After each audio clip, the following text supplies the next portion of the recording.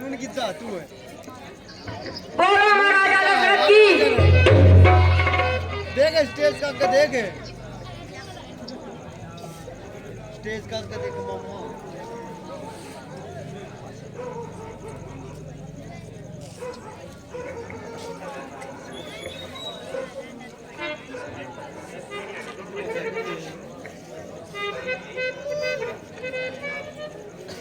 बहुत दिन हो गए लेकिन नहीं कुछ खबर आई है ना दिल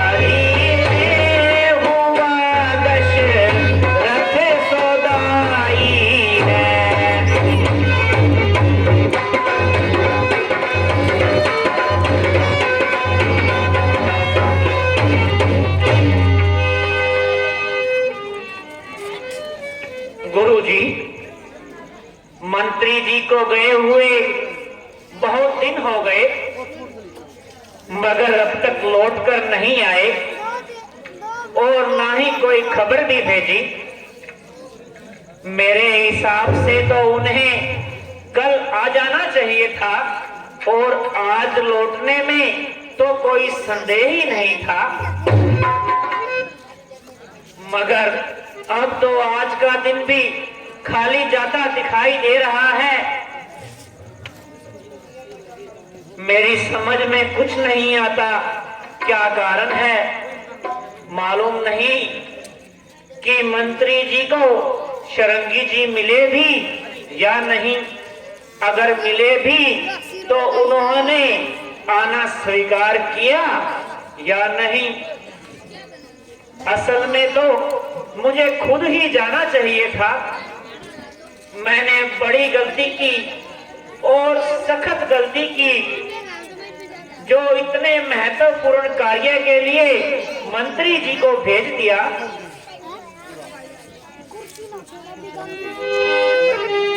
महाराज की जाओ। मंत्री जी श्रृंगी ऋषि जी के साथ दरबार में आने की आज्ञा चाहते हैं। जाओ जाओ द्वारपाल, और मंत्री जी को और ऋषि जी को आदर सहित ले आओ। जैसी आपकी आज्ञा महाराज।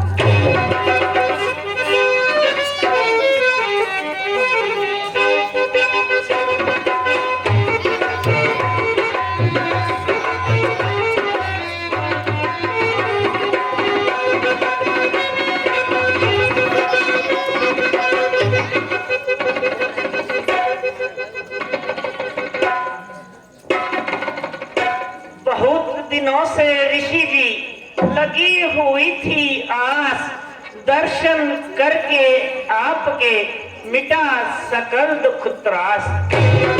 मिटा सकल दुख त्रास ऋषि जी, धन धन भाग्य हमारे।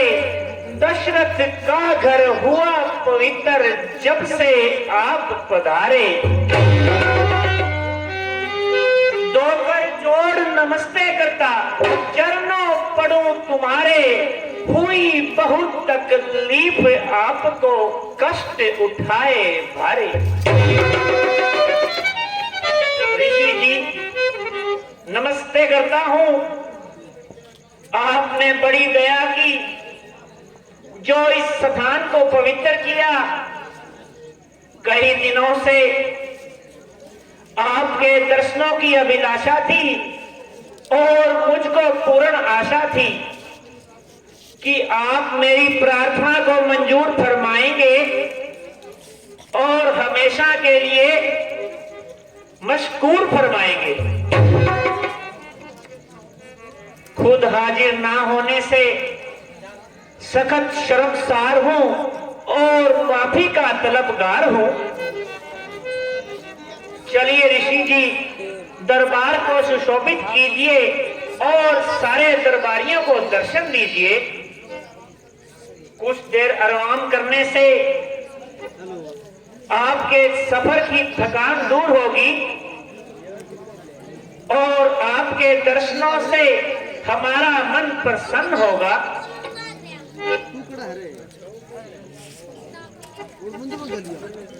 क्यों इतनी तकलीफ की? क्या है असल मुराद? किस कारण तुमने किया? राजन हमको याद किया। क्या अटका काम तुम्हारा? विपत पड़ी तुम पर भारी, ये कहे अनुमान हमारा। सन्यासी बनवासी क्या देवे तुम्हें सहारा? मेरे लायक काम जो होवे कीजिए जरा इशारा।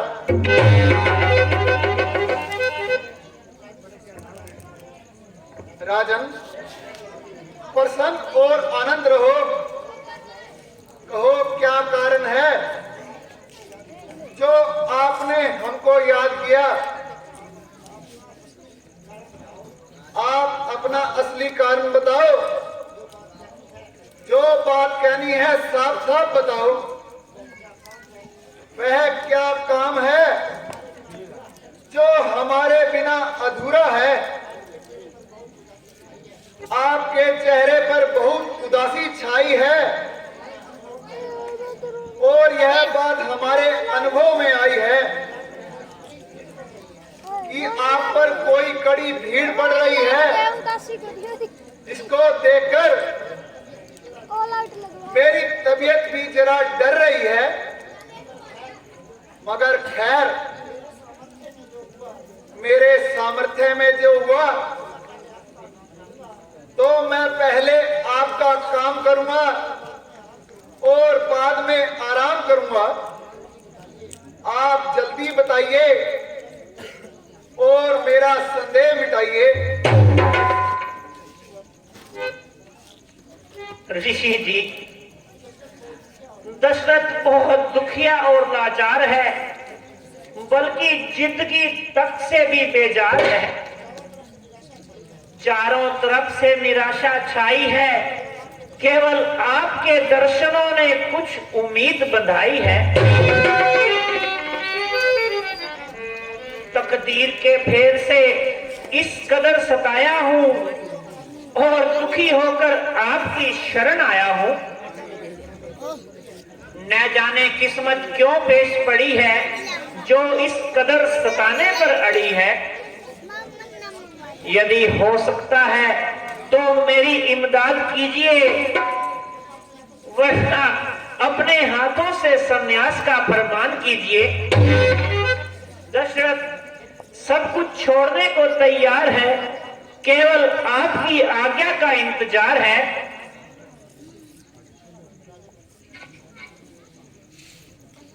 राजन, ये कैसी बातें करते हो? तुम्हारे ये उल्टे सीधे फितरे मेरी समझ में नहीं आते हैं। ये पहेलियां किसी और समय के लिए रखो। व्यर्थ में समय खोने से क्या लाभ? इतनी देर से बातें कर रहे हो, किंतु सत्य का तो मेरे पल्ले कुछ भी नहीं पड़ा। आखिर तुम समझदार हो, जरा तबीयत को टिकाओ और असली बात मुझे बताओ।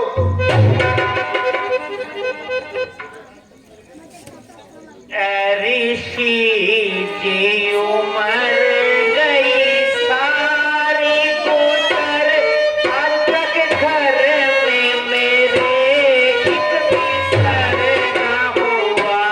कहीं रहती है जिंदा मुझे रात दिन, है जी कर तो मगर सत्य जी कर ना हुआ।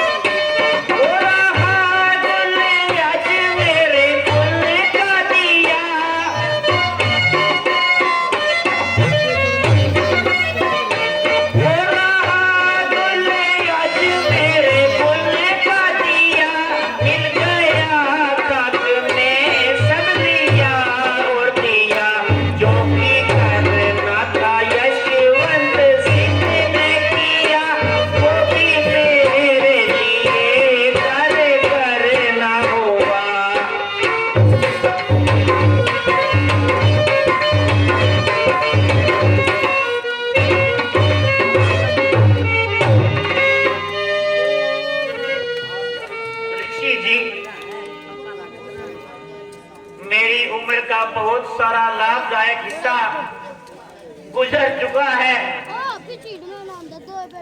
जवानी के दिन एक एक करके खत्म हो गए और बुढ़ापा आने लगा है, परंतु औलाद से आज तक खाली हूँ। मैं अपनी तरफ से तमाम उपाय कर चुका, यहाँ तक कि वेदों की आज्ञा के विरुद्ध जाके 3 शादियां भी कर चुका, मगर सिवाय निराश होने के कोई लाभदायक परिणाम ना निकला। शोक रघुकुल की समाप्ति के दिन नजदीक आ रहे हैं। अब इस हरे भरे घर की रौनक थोड़े दिन की मेहमान है। भाट लोग जब इस कुल की वंशावली पढ़ा करेंगे तो दशरथ के नाम के साथ नपुता शब्द प्रयोग किया करेंगे और मुझ भाग्यहीन को कुल का अंत करने वाला कहेंगे। यही विचार है जो मुझे बिना पानी की मछली की तरह तड़पाते रहते हैं। एक दिन दरबार में बैठे बैठे इन्हीं विचारों ने दिल और दिमाग को अपने काबू में कर लिया। गुरु वशिष्ठ जी त्रिकालदर्शी थे, उन्होंने तुरंत इस बात को भांप लिया और मुझसे उदासी का कारण पूछा और मैंने अपने दिल का असल हाल कह सुनाया और बातों ही बातों में आपका शुभ जिक्र भी आया कि आपको तकलीफ दी जाए और एक यज्ञ रचाया जाए।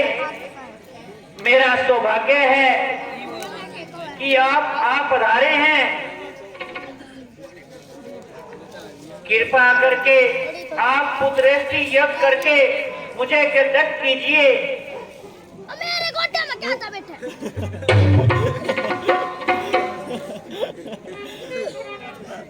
यो ना आहे भरो धीरे दिल में भरो, यदि पूरन मेरा तुम्हारा करो।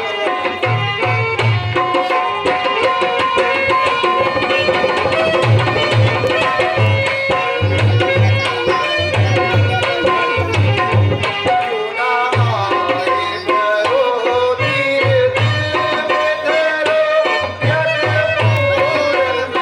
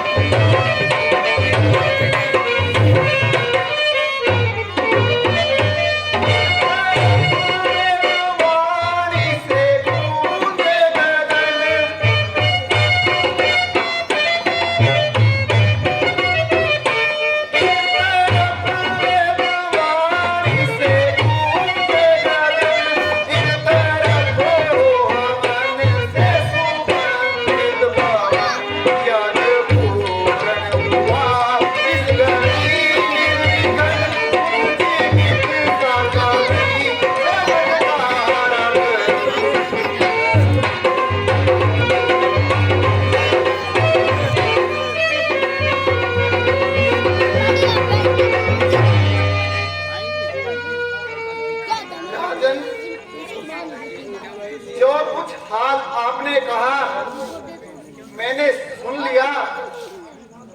इस तरह आहे ना भरो, बल्कि बहुत जल्दी यज्ञ की तैयारी करो। यदि ईश्वर को ये बात मंजूर है तो उसे करने में क्या देर है।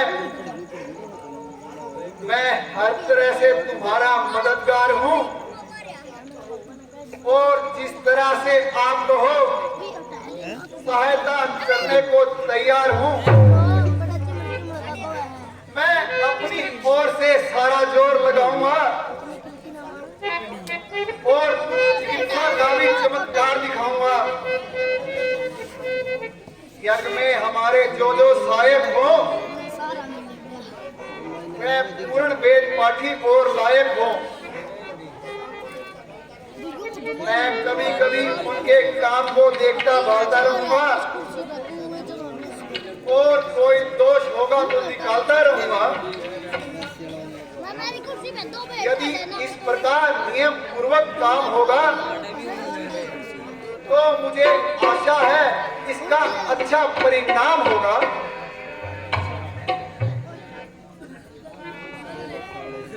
ऋषि जी,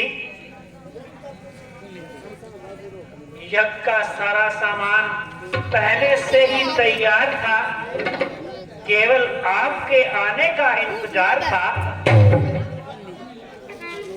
बहुत से विद्वान और पंडित भी मैंने बुलवाए हैं जो मेरे दरबार में तशरीफ लाए हैं। उनके सिवाय और जो भी मुनि ऋषि महात्मा और विद्वान हैं वो भी इस गरीब खाने के मेहमान हैं। आप मंडप में पधारकर यज्ञ को आरंभ करवाइए और जिससे जो काम लेना है आप हुक्म फरमाइए। सारा कार्य आपके तहत होगा और हर एक पुरुष आपकी आज्ञा का ताबेदार होगा। आपकी आज्ञा के अनुसार पुण्य और दान होगा, जिससे आशा है कि मेरा कल्याण होगा।